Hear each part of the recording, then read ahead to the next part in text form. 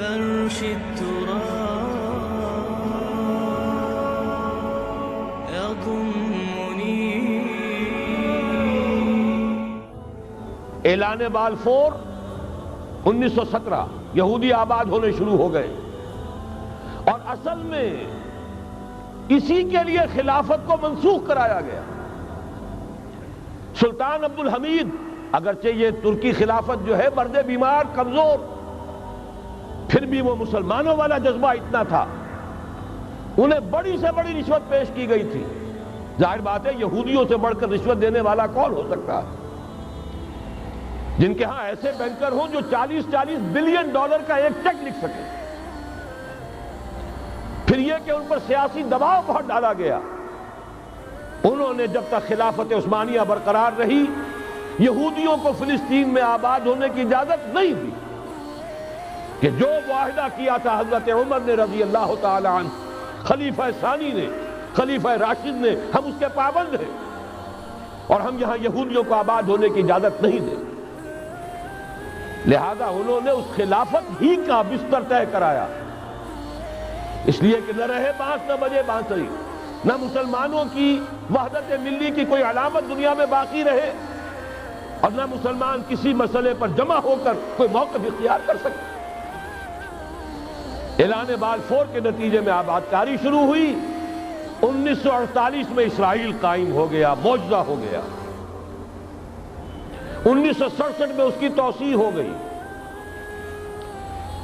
اس میں ایک بات اور بھی عرض کر دوں، یہ سارا کس طور سے ہوا ہے کام؟ آپ نے زائنزم کا نام تو سنا ہے، صہیونی تحریک. خود اس کا جو بابا آدم تھا، آرڈر آف الومیناٹی، 1776 یکم مئی یہ نظام قائم کیا وائساپ نے، اور اس نظام کے تحت فری میسنری اور lodges of the great Orient قائم کیے گئے. یہ سارا ہتھ کنڈا وہ ابلیسی نظام، اس کی تفصیل ایک کینیڈین آتھر نے لکھی ہے کتاب میں، پونز ان دی گیم.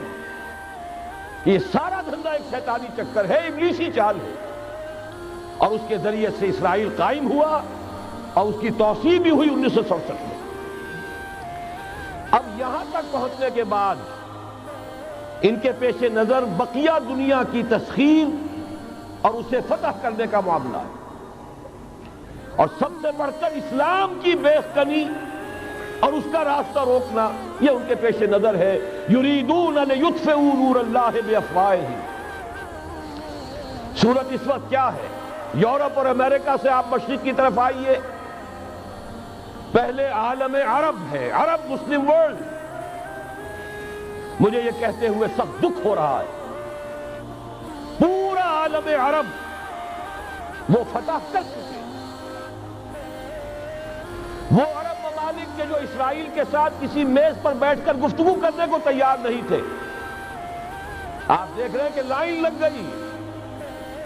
کبھی صرف انور سادات نے ریکگنائز کیا تھا، پوری دنیا میں شور مچا تھا، اس پر لعنت ملامت ہوئی تھی. اب تو ایک ایک کر کے وہ شاہ حسن ہو چاہے شاہ حسین ہو، اب تو وہاں سے ویزے ختم ہو رہے ہیں. سعودی عرب اور امارات، انہوں نے جو کچھ کاروباری بندشیں لگائی ہوئی تھی وہ ختم کر دی گئی، ان میں نرمی پیدا کر دی گئی.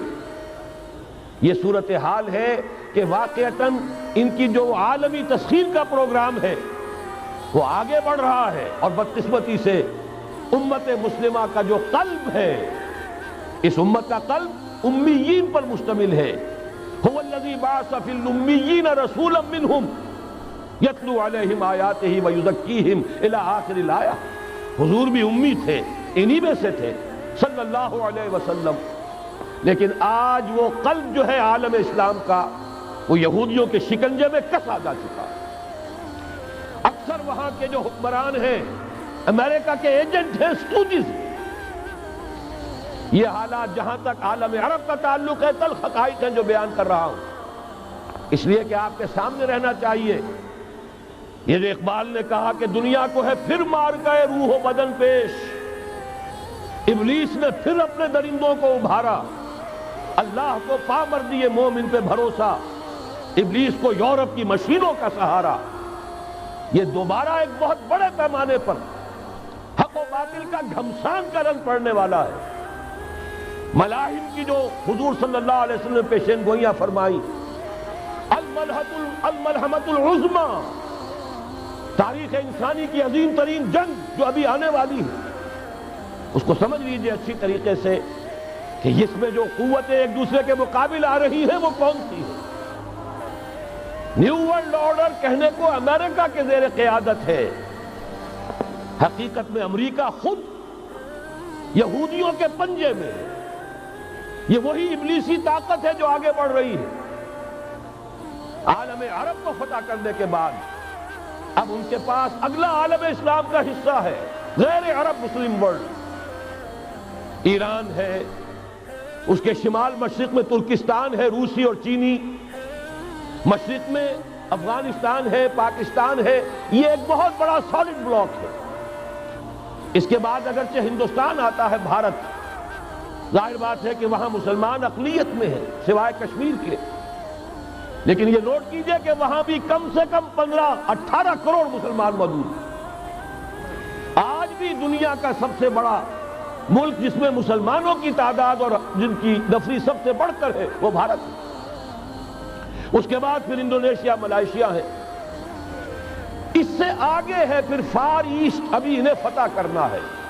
نیو ورلڈ آرڈر کا یوں سمجھئے کہ ابھی یہ ہارڈ نٹ ٹو کریک، ابھی ایک لوہے کا چنا ہے چائنا کی شکل میں موجود۔ اور مجھے یاد آ رہا ہے ڈی گال کے الفاظ بہت سے لوگوں نے سنے ہوں گے، اس نے کہا تھا کہ ہم نے خام خواہ روس کو اپنا دشمن بنا لیا ہے، وہ تو ہمارا بھائی ہے، وائٹ ریسس، وہ تو بنیادی طور پر یورپین قوم ہے۔ Beware of the yellow masses of the east, تمہیں گھبرانا چاہیے، تمہیں خبر لینی چاہیے، وہ مشرق بعید کے جو زرد رو لوگ ہیں، China, Indo China, Japan, yellow races. ابھی اس نیو ورلڈ آرڈر کے لیے جو فتح عالم اور تسخیر عالم کا پروگرام ہے، اس میں پہلے غیر عرب مسلمان دنیا اور پھر یہ فار ایسٹ کا خاص طور پر یلو ماسز، یہ ہے کہ جنہیں ابھی انہیں ٹیکل کرنا ہے۔